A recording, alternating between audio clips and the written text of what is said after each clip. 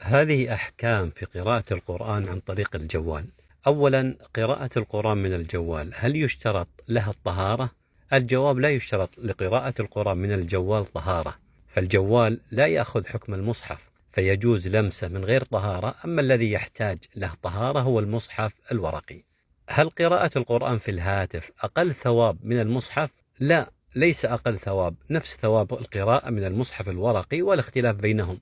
هل الأفضل قراءة القرآن عن طريق المصحف الورقي أم عن طريق الجوال؟ الأفضل أن يفعل الإنسان ما يزداد به خشوعه، فإن كان يزيد خشوعه وتدبر للآيات بالقراءة من المصحف الورقي يقرأ فيه وهو الأفضل في حقه، وإن كان يزيد خشوعه بالقراءة من الجوال يقرأ من الجوال وهو الأفضل في حقه، فالمدار كله على حضور القلب وانتفاعه بالقرآن.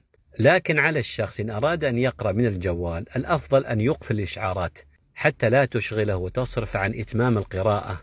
هل يصح الدخول بالجوال لدورة المياه إذا كان الشخص محمل القرآن فيه؟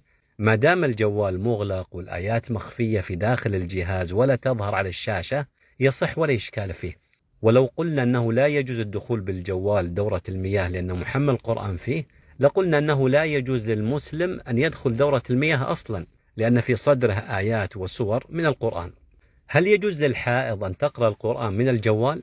أولا، الراجح أنه يجوز للحائض أن تقرأ القرآن لكن بشرط ألا تمس المصحف إلا بحائل.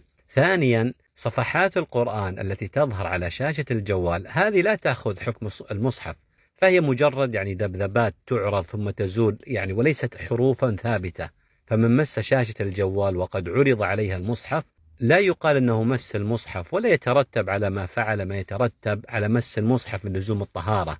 هل يجوز قراءة القرآن من الجوال في صلاة التراويح؟ نعم يجوز، وهو ما يرجح الشيخ عبد العزيز بن باز والشيخ محمد بن عثيمين رحمهم الله تعالى، ولكن بلا شك أن الأولى والأفضل هو ألا يؤم الناس إلا من كان حافظ لكتاب الله عز وجل، وأن يقرأ عن ظهر قلب. أسأل الله عز وجل لي ولكم التوفيق والسداد.